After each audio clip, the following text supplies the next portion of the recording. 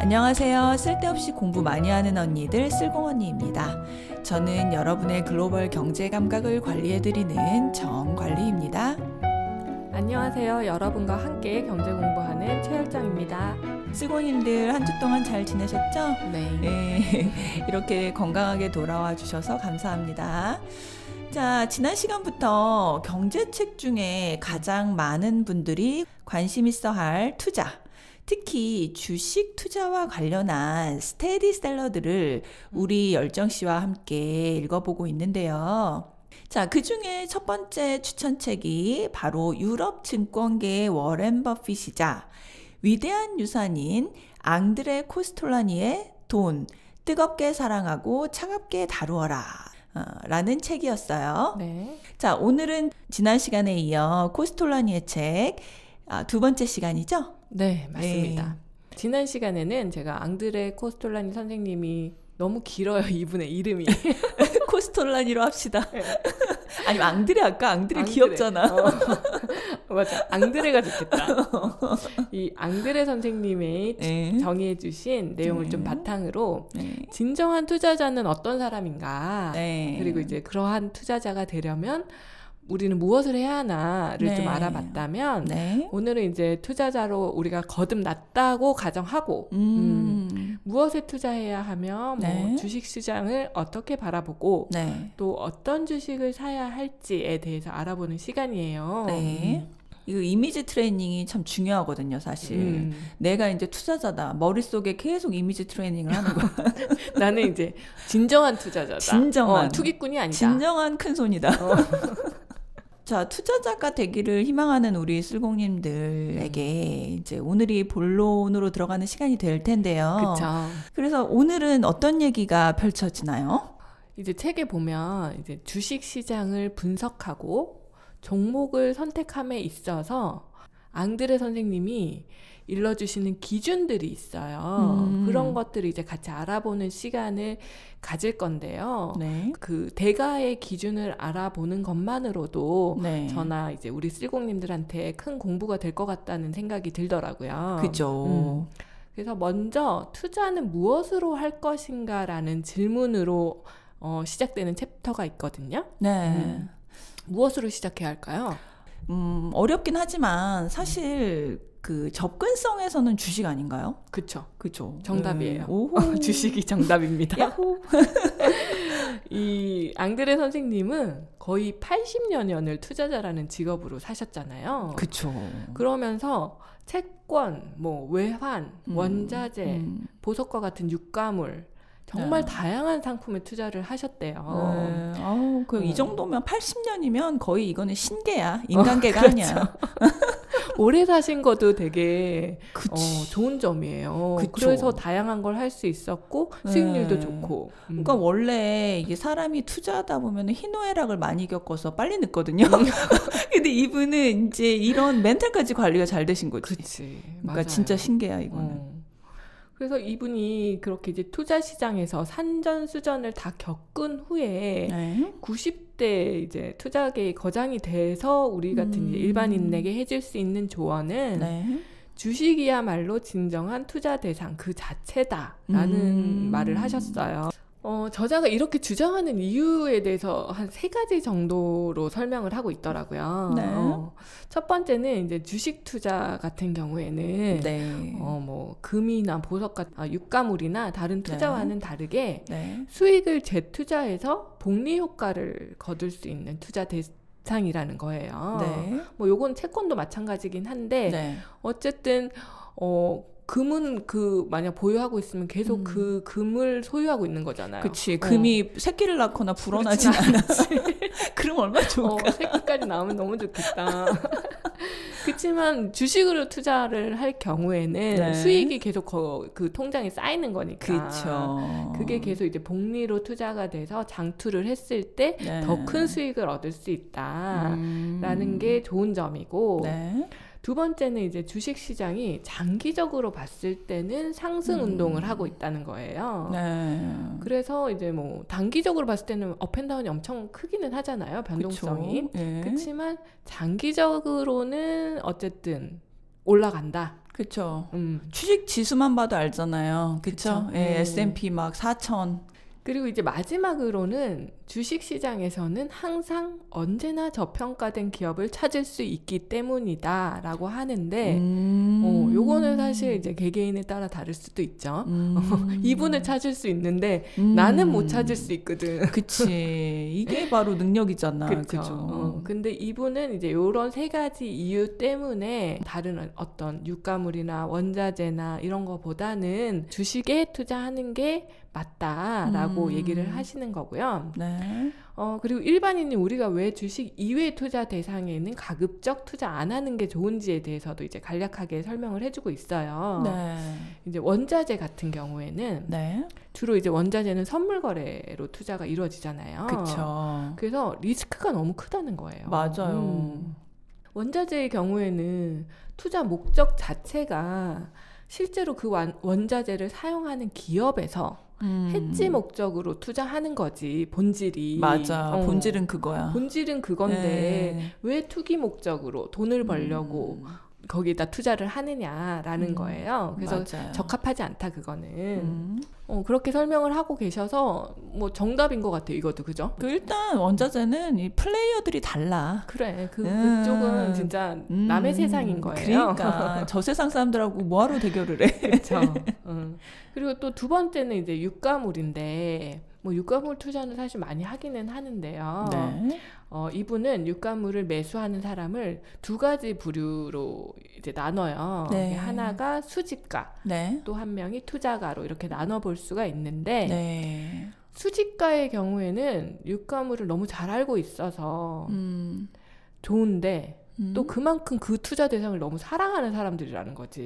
그러네. 그래서 값이 올랐다고 이 사람들은 쉽게 팔 수가 없어. 아, 맞아, 맞아. 그리고 반대로 이제 투자가는 그 유가물에 대한 전문 지식이 부족해서 장기적으로 봤을 때 성공을 거두기는 어렵다. 같이 판단을 하기가 좀 어렵다. 그렇죠. 그래서 대표적인 유가물이 이제 과거 몇 년 전에 대세로 떠오른 그 아트테크 이런 게 이제 미술품 투자잖아요. 네, 맞아요. 그래서 미술품을 사는 사람들이 이제 보통 수집가와 투자가로 나눠질 텐데 그걸 대입해서 생각하니까 이분의 설명이 참 일리가 있다는 생각이 저는 들더라고요. 하긴 그러네요. 누가 그러니까 솔직히 수집하는 사람 중에 이게 가격이 오를 걸 생각하고 사는 사람이 누가 그렇게 잘 없지. 있겠습니까? 그렇죠. 그리고 이제 마지막으로 이제 부동산에 대해서도 이야기를 조금 하거든요. 근데 부동산은 딱 정의하기로 자본이 많은 투자자를 위한 투자 대상이다. 라고 설명을 하고는 있지만 일반인들에게는 스스로 살 집은 꼭 사라고 권하는 편이래요. 이분은. 이거 뭐 진짜 공통된 어르신들 말씀. 그죠? 살 집은 하나 꼭 사라. 그래서 저자도 첫 번째 투자 대상이 바로 이제 부동산이었다라고 설명을 하면서 의외네요. 주식일 줄 알았는데. 그렇죠. 근데 이분의 이제 설명을 쭉 들어보면 부동산을 샀다 팔았다 하면서 차익을 노리라는 이야기는 아니에요. 내 집을 사면 오르는 집세와 집주인으로부터 자유를 얻을 수 있다.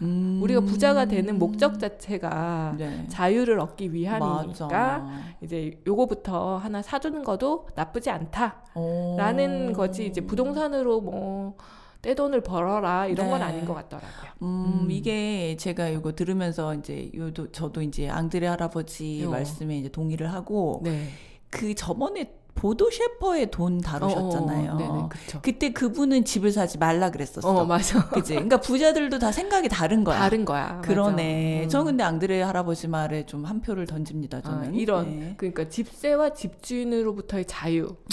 꽤 중요한 가치예요, 사실. 그렇죠. 맞아요. 그러니까 이게 집세가 무서운 이유가 물론 법으로 보호가 되지만 이자하고 달리 부르는 게 그 사람, 그러니까 그 사람 마음이야. 어떤 제도권 아래 있는 게 아니야. 그러니까 아무리 법으로 최소한의 보호는 해주지만.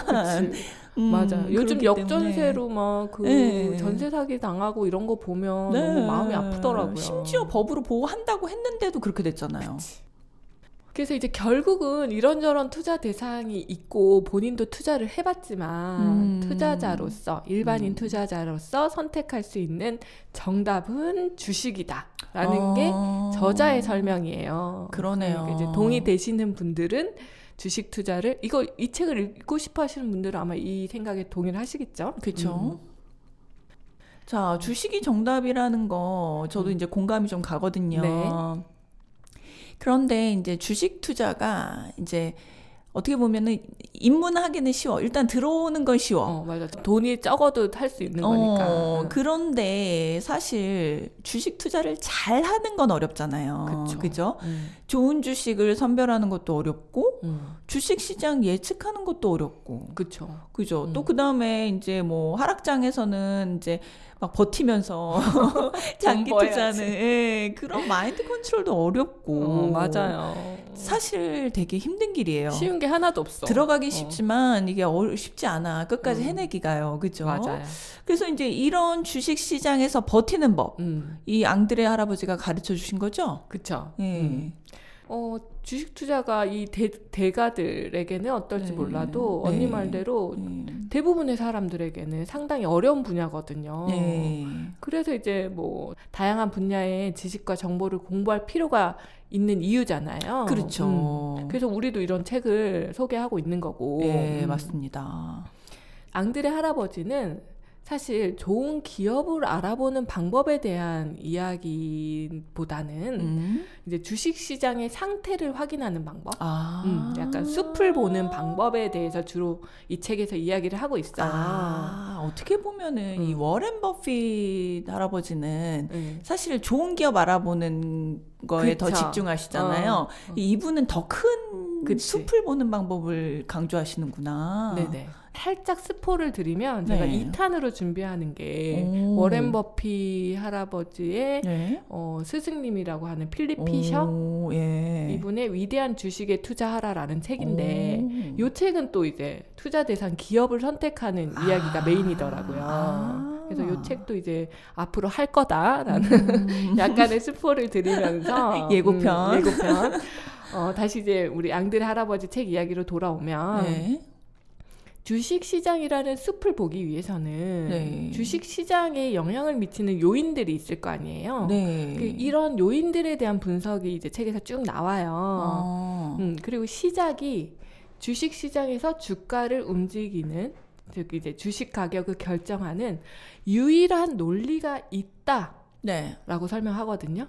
그 논리가 뭔지 혹시 감이 오시나요? 그러니까 저는 이제 국부론을 열독하는 사람으로서 모든 자본주의에서 가격 그 결정의 원리가 있지 않습니까? 맞아요. 바르게 그 논리를 피고 계시는 것 같아요. 모든 가격의 결정의 법칙, 수요와 공급의 법칙. 맞아요. 그죠? 바로 수요와 공급의 원칙인데 우리가 이제 시장에서 가격을 결정하는 원칙으로 배운 게 바로 수요와 공급의 원칙이잖아요. 주식 시장도 매 한 가지라는 거지. 맞아. 주가가 오르는 거는 공급보다 수요가 많을 때 뿐이라는 거죠. 그쵸. 이것만이 주식 시장의 절대 원칙이고 나머지는 다 변할 수 있다. 라는 게 이분의 설명이에요. 맞아요. 우리 주식 앱 켜보면 알지만 내가 호가를 누르는 것 자체가 이 수요를 의사를 표시하는 거잖아요. 그죠? 그러니까 이게 서로 사겠다는 사람이 많아야 시장이야. 거기가 그냥 그야말로. 그죠? 마켓이죠. 그러면 당연히 오르는 거죠. 가격은. 맞아요. 뭐 아까 말씀드린 것처럼 주가, 주식의 가격이잖아요. 그러니까 당연히 공급과 수요의 법칙에 의해서 결정이 되고 이거는 뭐 불변의 법칙이죠. 사실 모든 것이 다 수요와 공급이에요. 맞아. 뭐 연예인들도 마찬가지죠. 많은 사람이 인기도. 원하면 많은 사람이 수요가 있으면은 당연히 인기가 올라가고 돈도 많이 벌고 그런 거죠. 뭐. 자, 그렇다면 주식시장이 앞으로 어떻게 흘러갈지는 수요와 공급이 어떻게 바뀔지 알아야 하는 거네요. 그렇죠. 결국은 수요와 공급을 예측할 수 있어야 한다는 건데요. 네. 저자는 이제 장기적 그리고 중기적으로 주식시장의 수요와 공급에 영향을 미치는 요인이 있다라고 설명을 하고 있어요. 네. 장기적으로는 되게 간단해요. 주식시장은 경제와 떼놓을 수 없는 관계에 있기 때문에 네. 국가의 경제 그리고 지금은 이제 세계 경제까지 네. 관찰하고 분석하면 네. 주식시장이 장기적으로 어떻게 변할지 알 수 있다라는 건데 네. 여기서 또 되게 중요하게 전쟁이 없고 평화가 있는 그런 세계에서 네. 경제는 계속해서 발전한다 뭐 이런 얘기도 하더라고요. 이분은 이제 20세기에 사셨던 분이니까 냉전 시대에서 평화가 굉장히 중요했던 것 같아. 그치. 왜냐하면 항상 그 불안 심리라는 거는 주식 시장을 얼게 만드는 거니까요. 그죠. 근데 지금 또 대입해보면 요즘 네. 또 세계 어떤 평화가 네. 잘 지켜지고 있나라는 생각이 좀 들잖아요. 좀 불안한 방향으로 나아가고 있죠. 그렇죠. 그런 생각, 여러 가지 생각을 하게 하더라고요. 이거는. 이 맞아요. 그러니까 결국에 이제 앙드레 할아버지 말씀은 세계 경제를 관찰하라. 그죠? 그럼 세계 경제 관찰하려면 일단은 이제 국제 정세도 알아야 할 것이고, 그 다음에 수치적인 면에서 우리 맨날 강조하는 거 연준, 위연준의 금리, 그죠? 맞아요. 그러니까 결국은 거시 경제가 주식에서 빼놓을 수가 없는 부분이라는 거예요. 그죠? 주식과 경제는 떼어놓을 수 없다. 네, 그래서 이제 저희가 거시 경제 이야기도 또 많이 다루고 있는 거고요, 방송에서. 그죠? 네. 자, 장기적으로 경제가 성장하는 상황에서는 뭐 결국 주가도 오를 수밖에 없다 이런 이야기네요. 그렇죠. 어쨌든 경제가 성장하면 주식 살 돈이 생기는 거잖아. 맞아. 그러니까 이제까지 세계 경제가 업앤다운의 굴곡이 있었지만 네. 계속해서 성장을 이어나가고 있으니까 그렇죠. 뭐 이것이 바로 주식 시장에 장기 투자를 해야 하는 이유인 거죠. 그렇죠. 네. 일단 그러면 중기적으로 어떤 요소들이 주식 시장의 공급과 수요에 영향을 미치나요? 중기적으로는 두 가지 요소가 영향을 미친다고 설명하고 있는데 그게 바로 돈과 심리입니다. 앞에서 이제 언니도 얘기했지만 네. 주식 시장에 들어와 있는 투자자가 네. 주식을 사려고 해야 하잖아요. 심리적으로 네. 나는 사고 싶다라는 마음이 있어야 되고 네. 또 살 수 있어야 돼요. 돈이 있어야 살 수 있는 거니까. 그쵸. 그래야 이제 주가가 상승을 한다라는 이야기인데요. 그래서 이제 책에서 중요한 이야기가 나오더라고요. 네. 책 내용을 제가 그래서 그대로 한번 읽어드릴게요. 네. 이제 금리가 떨어지면 언제나 하지만 같은 말은 꺼내지도 말고 곧장 주식시장에 뛰어들어가야 한다. 이 말이 이제 그만큼 유동성, 즉 시장에 풀려있는 돈의 양이 중요하다라는 것을 이제 1999년에 쓴 이 책에 분명히 이제 써두신 거예요. 그러네. 그 뒤로 계속 10년 이상 유동성장이었잖아. 그러니까. 제가 이 부분을 딱 읽고 딱 한 대 맞은 느낌이었어요. 이 책을 대학교 때 읽었어야 되는 거야. 그러니까 10년 전에만 읽었더라도 그리고 이 주옥 같은 말을 이해를 했더라면 근데 10년 전에 읽었다고 내가 이해를 했을까 싶기는 해요. 하긴 그리고 그때 뭐 돈도 없죠. 뭐 대학생인데. 그러니까. 그래도 요거를 읽고 내가 그걸 이해할 수 있는 역량이 있었더라면 혹시나 내 삶이 바뀌지 않았을까? 라는 기대를 살짝 해봤습니다. 앞으로는 이제 적용하면 되죠. 그렇죠. 아직 뭐 살 날이 더 많으니까. 네, 맞아요. 그리고 이 돈이라는 요소에 주식시장이 얼마나 민감하게 반응하는지 여부는 대중의 심리에 달려있다고 해요. 그리고 이 부분에서부터 이제 증권심리학이라는 챕터가 시작이 되는데요. 오, 증권심리학? 증권심리. 심리가 굉장히 중요하다는 거야. 뉴턴도 얘기했잖아. 맞아요. 그래서 이 증권심리학에서는 투자자를 소심파와 부하내동파 투자자로 나눠서 설명하고 있습니다. 나 이거 원문에서는 뭐 어떤 단어로 표현했을지 궁금하다. 부하내동파. 그러네. 느낌은 오시죠? 어떤 투자자들인지. 증권시장에서 지금 이제 주식이 부하내동파 수중에 있는지 아니면 소심파 수중에 있는지에 따라서 과매수 시장인지 또는 과매도 시장인지 나눠서 생각을 할 수 있다고 해요. 지금 시장 참여자가 대부분이 이제 어떤 종류의 투자자이냐에 그쵸. 따라서 나눠서 생각할 수 있다. 그렇죠. 네. 그래서 결국은 이제 지금이 과매수 시장인지 과매도 시장인지를 판단하기 위해서는 여기서 이제 굉장히 유명한 코스톨라니의 달걀이라는 주식 시장의 상승 운동과 하강 운동의 해부도부터 이해를 해봐야 한다고 하거든요. 네. 이 할아버지가 직접 고안한 코스톨라니의 달걀 요 해부도는 네. 워낙 유명해서 많은 분들이 알고 계실 거거든요. 네. 그래도 이제 제가 간단하게만 소개를 해드리면 네. 이거 근데 말로 설명하기 진짜 어려운 부분이에요. 그걸 좀 감안해서 들어주셨으면 해요. 이게 그림으로 딱 보면 직관적으로 딱 아는데 네. 우리 이제 방송의 한계상 네. 제가 이제 말로 그 타원형을 설명을 해드린다. 한번 도전해보죠. 도전을 네. 한번 해볼게요. 네. 이 코스톨라니의 달걀은 주식시장의 최고점과 최저점을 연결한 타원형 달걀 모양 그림이거든요. 네. 그래서 이게 바로 이제 주식시장의 순환론을 대표하는 그런 전형적인 이론이라고 이해하시면 돼요. 네. 그래서 주식시장은 강세장과 약세장을 계속해서 순환을 하는데 약세장은 최고점에서 이제 조정 국면과 동행 국면과 과장 국면 세 개의 국면을 거치면서 하강 운동을 하고 반대로 이제 강세장은 네. 최저점에서 네. 달걀의 아래쪽 네. 최저점에서 조정 국면과 동행 국면과 과장 국면을 거치면서 상승 운동을 하는데요. 네. 그래서 이제 각 하락 운동과 상승 운동에 조정 국면과 동행 국면과 과장 국면이 있다고 했잖아요. 네.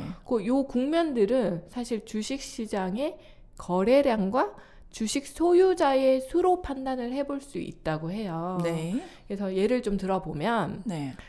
주가 이제 최저점을 지나서 그 달걀의 아래쪽 최저점을 네. 지나서 거래량이 적고 주식 소유자 수도 적으면 네.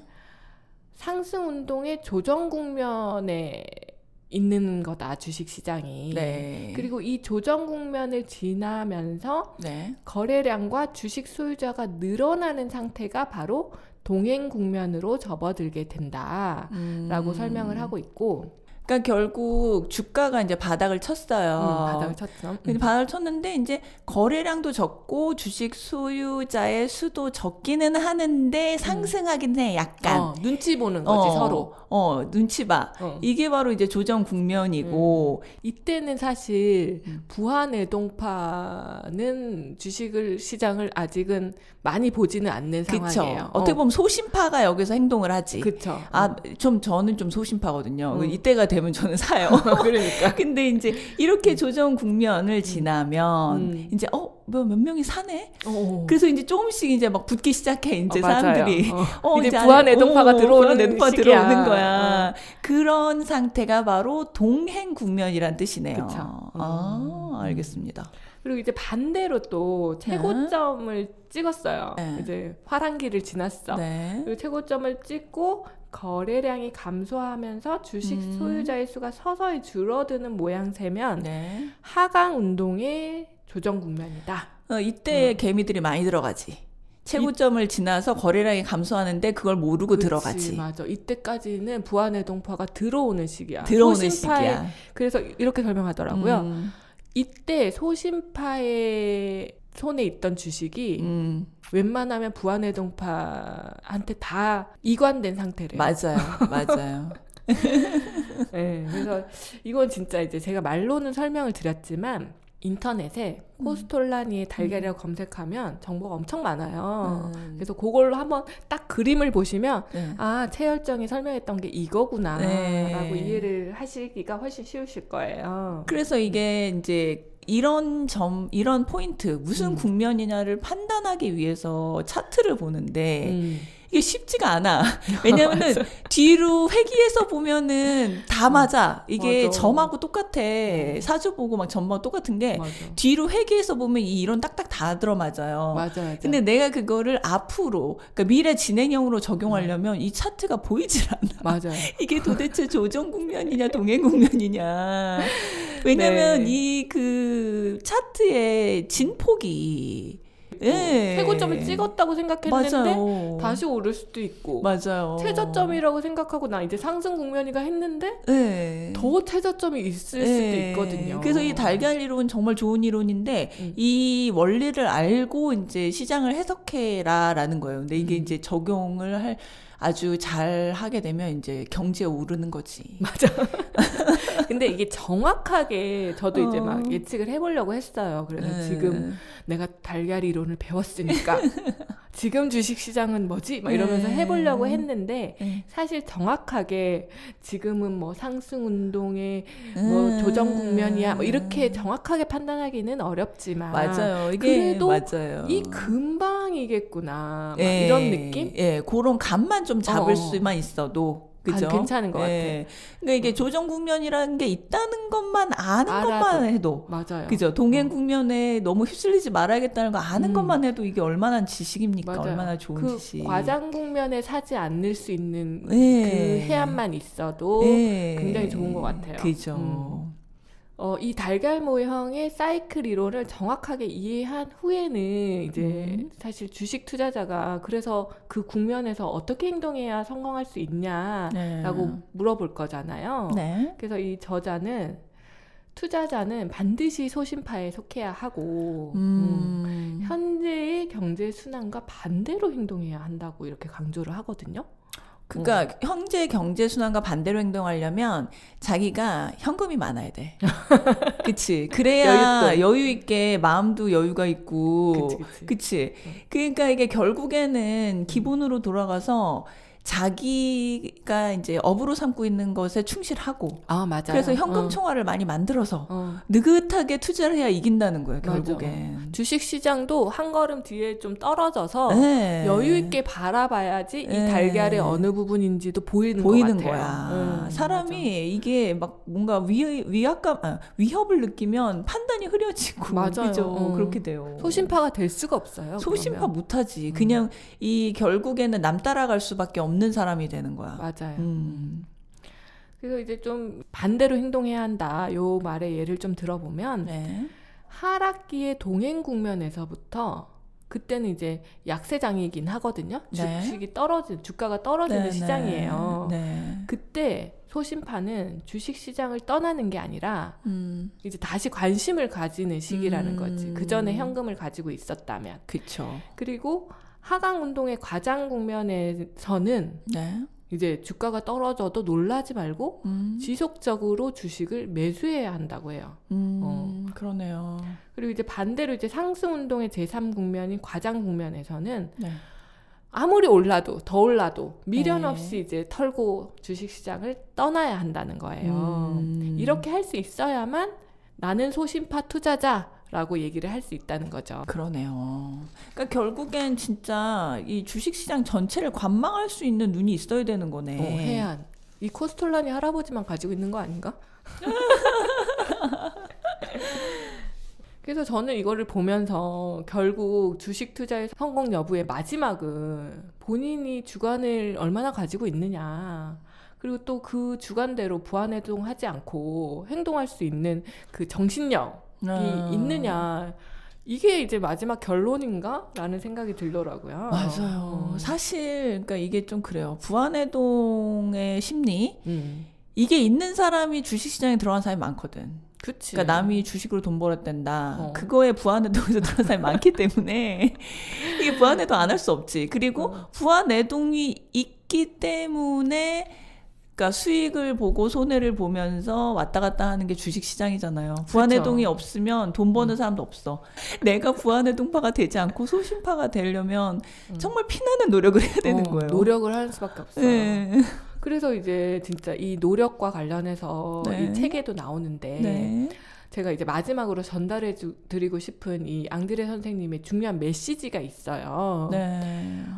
투자로 번 돈은 고통이 수반된 돈이라는 거예요. 그렇지. 앉아서 버는 돈이 아니야. 얼마나 그러니까. 정신노동을 많이 하는데. 이 거장마저도 네. 이거는 나의 고통을 기반으로 한 돈이다라고 얘기를 맞아. 하는 거잖아요. 맞아. 근데 이제 보통의 사람들은 진짜 옆에 사람 말 듣고 쉽게 이제 돈 내고 돈 먹는 게임이라고 생각하고 투자를 시작을 하는 사람도 많잖아요. 그럼 안 되죠. 그럼 안 되는 건데. 네. 그래서 실패도 해보고 공부도 많이 하고 생각도 많이 해야 하는 그런 돈벌이가 바로 투자다라는 이야기에 좀 동의가 되더라고요. 그런데 이제 유독 이제 투자 방면에서는 제가 봤을 때 수익을 내겠다라고 결심하는 분들이 좀 쉽게 가려고 해. 가려는 경향이 좀 큰 것 같더라고요. 그치. 그래서 이제 뭐 주식 살 때도 옆에 이제 친구가 뭐 샀다 하면 따라 사고 그리고 뭐 유명 유튜버가 이게 좋대더라 그러면 그냥 아무 고민 없이 그냥 따라 사서 수익을 좀 내겠다라는데 저는 그게 과연 나의 고통과 노력의 대가인가? 라는 생각이 좀 들더라고요. 맞아. 왜 그래 돈에도 영혼이 있다 그러잖아요. 돈을 사랑해주고 귀하게 여겨주면 계속 같이 있어주고 더 들어오는데 그치. 돈을 쉽게 생각하고 어떻게 보면 돈을 던져버리는 거잖아요. 그러면 돈도 싫어서 떠난대요. 진짜. 그러니까. 그래서 저는 이 책에서 이제 우리가 뭘 느껴야 되냐라고 봤을 때 네. 남의 말보다는 내가 공부하고 생각하고 주관을 가질 수 있을 때 이 투자라는 어떤 수단을 내 직업으로 활용하는 게 맞는 것 같다는 생각이 들어서 이 할아버지의 하고 싶은 말이 이런 거지 않았을까라는 생각을 좀 했어요. 네, 많은 걸 느끼셨네요. 그리고 맞아. 이게 핵심인 것 같아요, 그죠? 네, 맞아요. 뭐 달걀 이런 거는 그냥 부차적인 거예요. 그러니까 내가 주식시장을 80년 동안 있어 보니 이런 식으로 돌아가더라. 근데 이런 게 이런 모양이다라고 그림을 그려주신 거지. 그치. 그리고 근데 네 주관이 제일 중요한 거야. 맞아, 그거를 맞아. 가지게 공부하고 연구해봐, 생각해봐 라는 거죠. 그죠. 헛욕심 내지 말고 뭐 이런 거죠. 그래서 제가 준비한 이제 우리 코스톨라니 할아버지의 돈 뜨겁게 사랑하고 차갑게 다루어라 라는 책 리뷰는 여기까지예요. 저는 사실 이 책이 재미도 있고 주식 책인데도 불구하고 이분이 또 자기들 지인을 엄청 팔았어요. 에피소드가 엄청 나와요. 오, 재밌겠다. 그래서 재미도 있고 또 주식시장의 역사와 철학도 같이 배울 수 있어가지고 너무 재밌게 잘 읽었는데 그래서 우리 쓸공님들도 안 읽어보셨다면 꼭 한번 읽어보셨으면 좋겠다라고 추천을 드리고요. 네. 사실 저는 이거 방송 준비하면서 이 코스톨라니 할아버지랑 너무 친해져가지고 이게 글정이 무섭다. 글정이 무서워. 내 할아버지 같아.